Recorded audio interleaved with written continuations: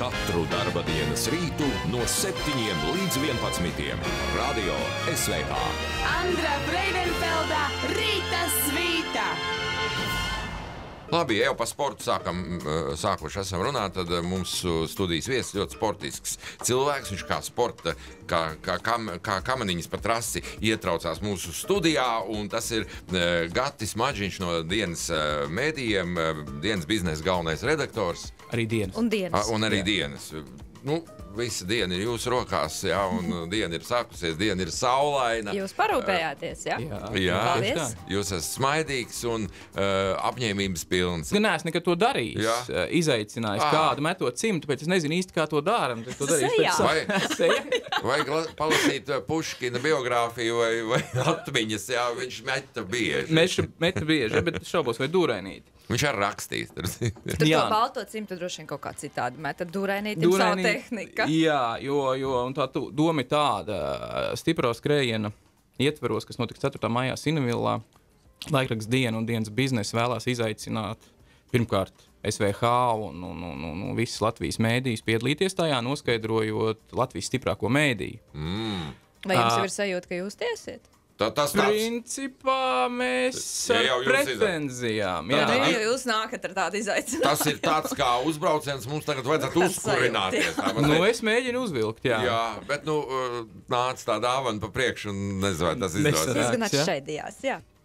Tad Diena tā kā izaicina pārējos Latvijas mēdījus piedalīties šai skrējienā, un mēs to uzskatām par tādu pasākumu arī to starp ar dziļu simbolisku nozīmi, jo patiesībā jebkurš mēdījis, kurš šobrīd dzīvo, cīnās, viņš jau ir pelnījis, manuprāt, šo titulu, un tas lielisks pasākums, lai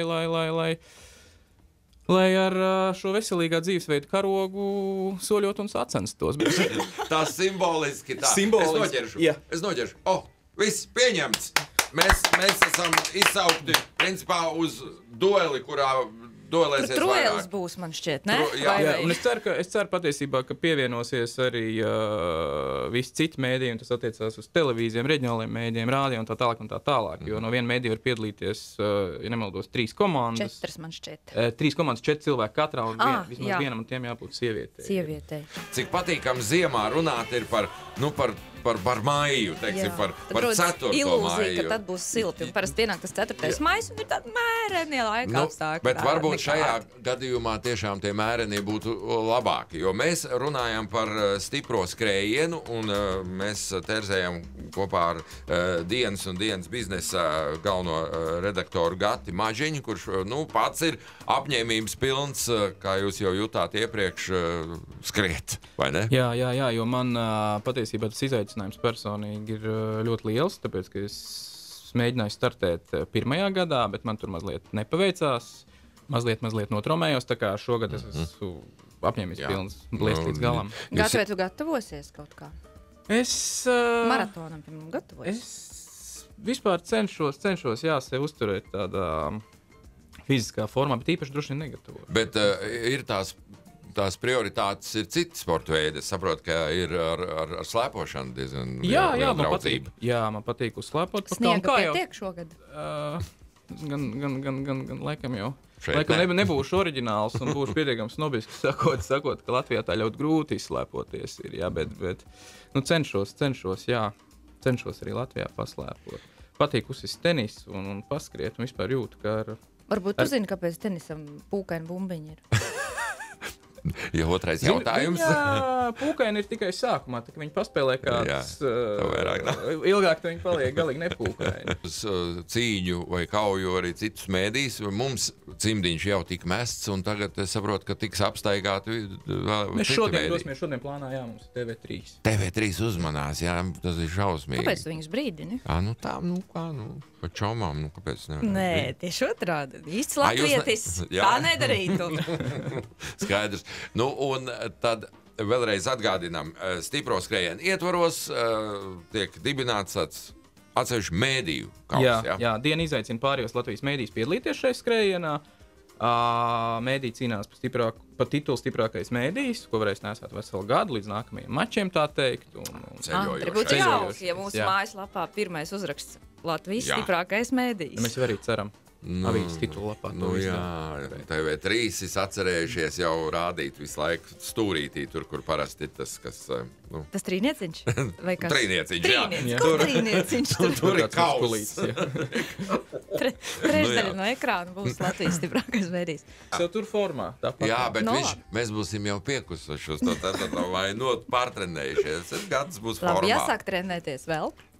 Kas vēl jādara? Jā, mums tās komandas kaut kādas jāsakārto. Pašai dienai būs komandas viss atļautās 3 ritīgas velzienas. Es ceru, ka mēs būsim visi 3, ja mums pietiekam sportisks kolektīvs. Nav tā, ka...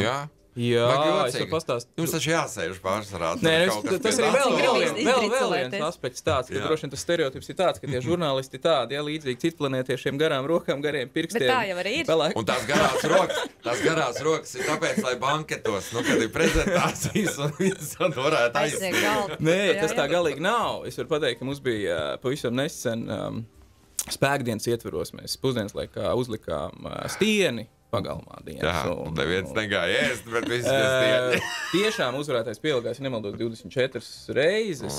Tas priekš žurnālisti ir daudz. Un tā cīņa, un tas nebija viens tāds. Tas nebija viens tāds, tur bija pietiekami daudz cilvēku, kas tiešām cīnījās. Iekšēji balvu. Tā kā, tāpēc, ka viņš zināja, ka tad dabūs pusdienas. Mums tas kolektīvs ir pietiekami sportisks, mums cilvēki skrien, un arī tas velosipēdu daudzums, kas patiesībā visos gadalaikos stāv pie dienām uz pie durīm.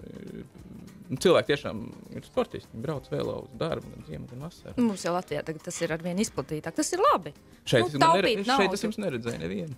Nē, ir Jānis Tereško ļoti rūdīts šajā jomā. Viņš brauc arī tad, jā.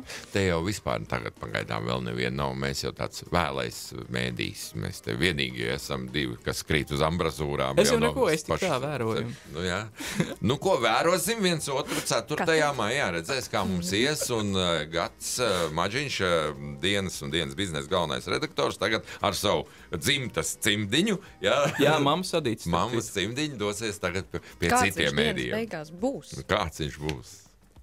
Pilns izaicinājuma. Jā. Nu ko, paldies, lai mums visiem veicās un jautrs 4. maijs. Paldies jums!